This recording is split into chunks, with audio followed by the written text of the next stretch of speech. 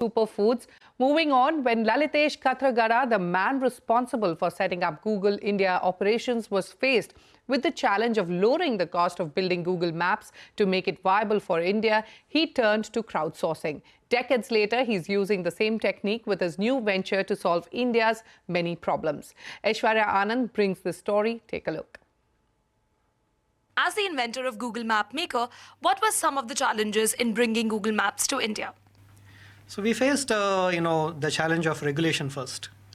In those days, it was quasi-legal and not quite legal to map. The other one was technology, because nobody had ever mapped the world with people. The third part was belief. So people, even inside Google, had a hard time believing that, people will come together and map the world to this high degree of quality. You worked on the Arogya Setu app. How did you deal with the issues related to data privacy?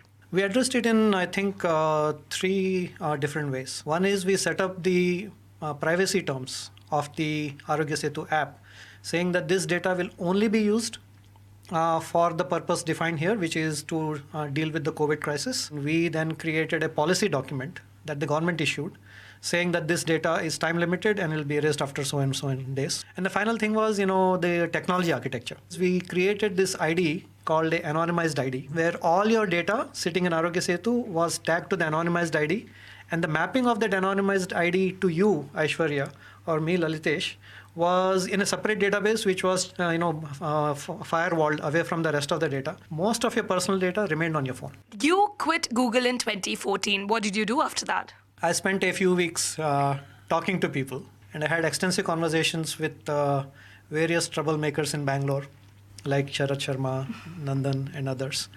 And it struck me that this was a time to contribute to building of, what later came to be known as India Stack.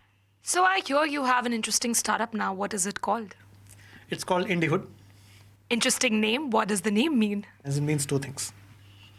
One is India's neighborhoods, and the second meaning is Indie, I-N-D-I-E, as in people doing it themselves.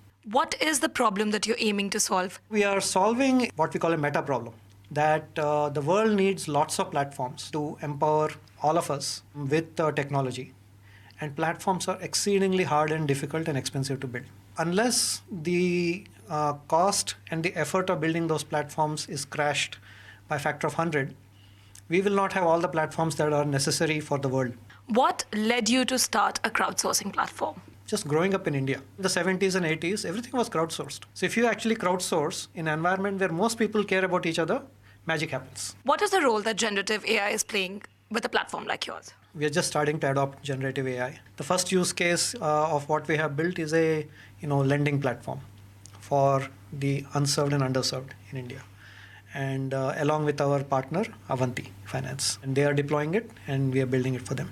So for example, in this financial lending platform, there are 200 loan products which have been created by the community. And all of this is made possible by layers of AI you build in. So what is the kind of impact IndieHood has had till now?